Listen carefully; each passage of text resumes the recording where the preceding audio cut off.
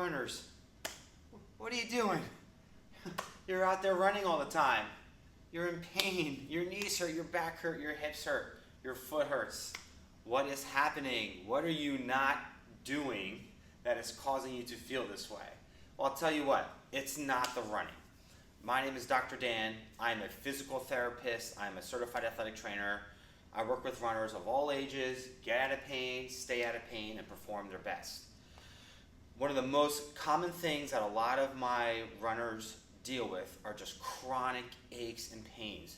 Whether it's, low back pain, knee patellar tendonitis, Achilles tendonitis, foot pain. These things are because they haven't done enough prep work to be able to go out and do the mileage that they are training for, okay? So when an individual comes into my office, one of the first things I always ask is, what does your strength training routine look like? Oftentimes, most runners don't even have one. And even if they do, it's lacking certain qualities, and they also don't know how to execute the exercises with proper intent. It is important that as a runner, you are strong to run. Running by itself does not make you strong. It might condition your heart. It might make you improve or increase your ability to run longer distances, but it doesn't make your muscles strong. If our muscles and connective tissues, tendons, ligaments, and the fascia around our joints aren't strong, we are going to break down. We are not going to be able to sustain the sport of running for years to come. There are 3 to 4 very simple activities that you can throw in to your weekly training program to make you feel your best. Okay, one simple activity is called the kickstand RDL. This is one of my favorite activities. I give it to all my runners.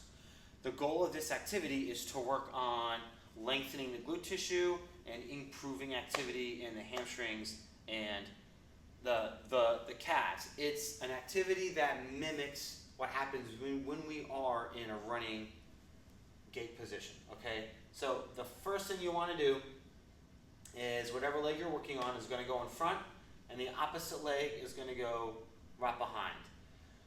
What you want to do here is you want to make sure that your body weight is shifted forward on your foot.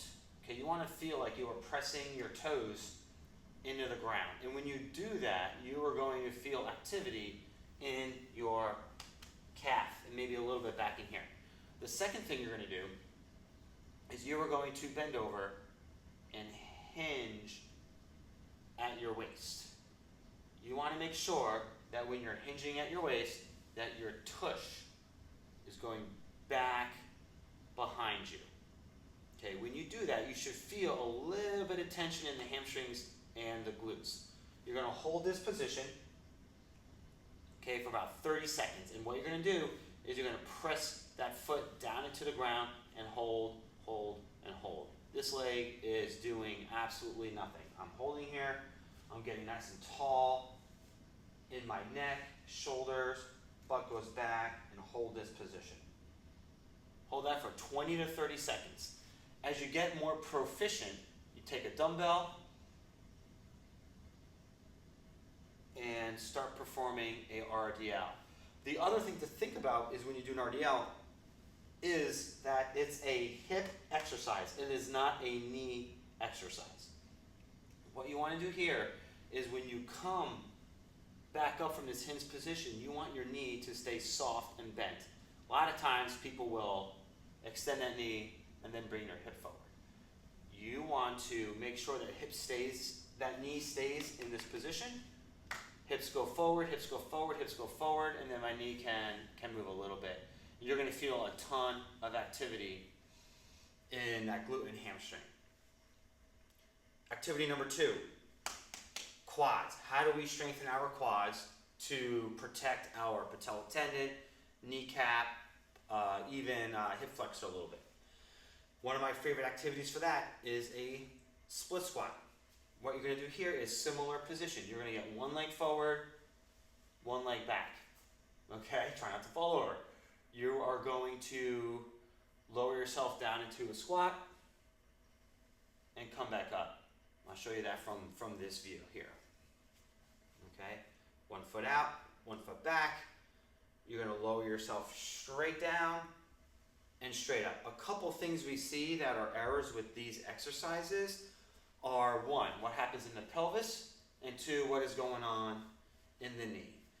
When we go down in our split squat, we want to make sure that our knee is traveling over our toes without going in or without going too far out, right? So I think about my kneecap traveling right over my second and first toe. I'm going up and down. I'm going at a really slow tempo, about 3 seconds down, 3 seconds up. 1, 2, 3.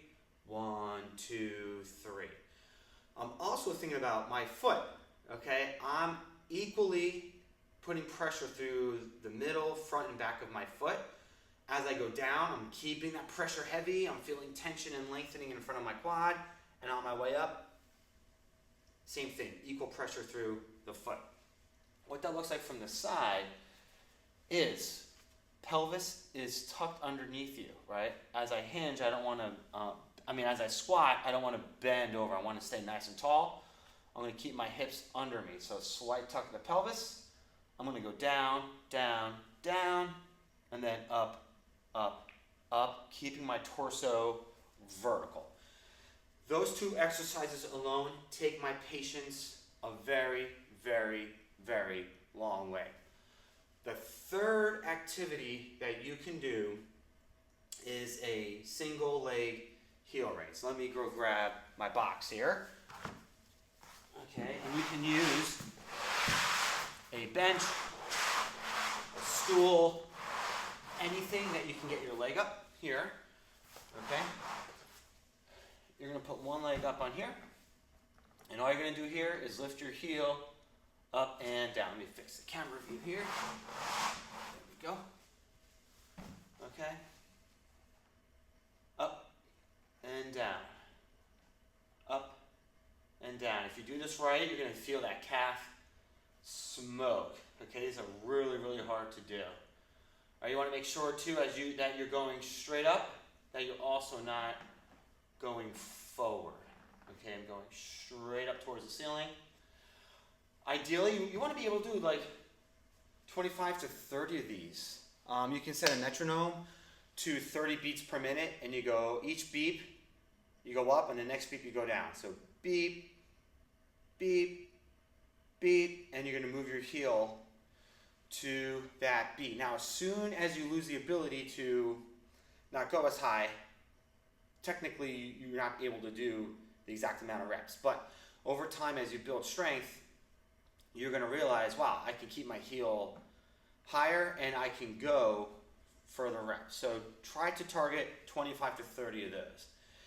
In summary, the kickstand RDL, a split squat, and a single leg heel raise are the 3 most common exercises that I give my runners to help improve their robustness and hardiness and resiliency. Now, keep in mind, these exercises are just an entry point. They are just the beginning. Again, a lot of my runners don't strength train, so we start from the basic. You might be strength training, right, already, and still dealing with some nagging injuries. That takes a little bit more investigating and evaluation as to like what else is happening, right? Are you doing the exercises correctly? Is there some sort of compensatory strategy going on? But these exercises go a long, long way in improving health long term. If you are interested in learning more or getting more, improving your strength, download the link in our description here. We have a running group. It's $39 a month through our custom app. And there's multiple programs within that app that you can use, whether it's a run program or just a general strength program to facilitate your running. You can download that. There's a community, right? So you can have discussion. We can talk about, like what's working for you as a runner, what's not working for you as a runner, what troubles are you having. And it's moderated, like by an actual person, right? I'm in there, and these are not just random programs. These can be designed for your needs. So please join that group, introduce yourself, say hi.